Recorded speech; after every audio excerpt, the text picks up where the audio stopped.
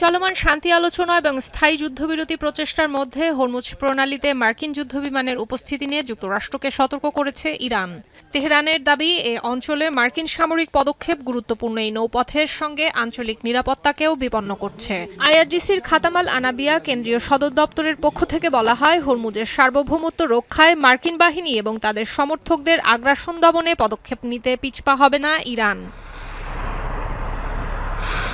এদিকে হরমুজ হয়ে ওমান সংলগ্ন রুট ব্যবহারকারী জাহাজ শনাক্ত করতে বিশেষ বাহিনী মোতায়েন এবং অনুমোদিত একটি পথ তৈরি করেছে আইআরজিসি। 72 ঘন্টা ময়েশ্চার লক সমৃদ্ধ লিলি হুইপ শিয়া মিস্টিক গ্লোয়িং বডি ওয়াশ। শিয়া বাটারের গুডনেস স্কিন রিপেয়ার করে রাখে সফট ও গ্লোয়িং, ছড়িয়ে দেয় লং লাস্টিং ফ্রেগন্যান্স, যা সব তেলের ট্যাঙ্কার এবং বাণিজ্যিক জাহাজকে ব্যবহার করতে হচ্ছে, যা নিয়ে অস্বস্তি রয়েছে ওমানের। তাই হরমুজ প্রণালী ঘিরে বিকল্প প্রস্তাব রয়েছে দেশটির।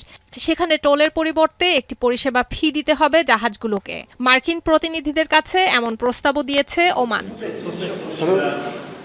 এছাড়া হরমুজের মাইন অপসারণে যুক্ত হতে চায় মধ্যপ্রাচ্যের এই দেশটি। এজন্য ফ্রান্সের একটি শিপিং কোম্পানির সঙ্গে $500 বিলিয়ন একটি চুক্তি স্বাক্ষর করেছে ওমানের আসাদ গ্রুপ।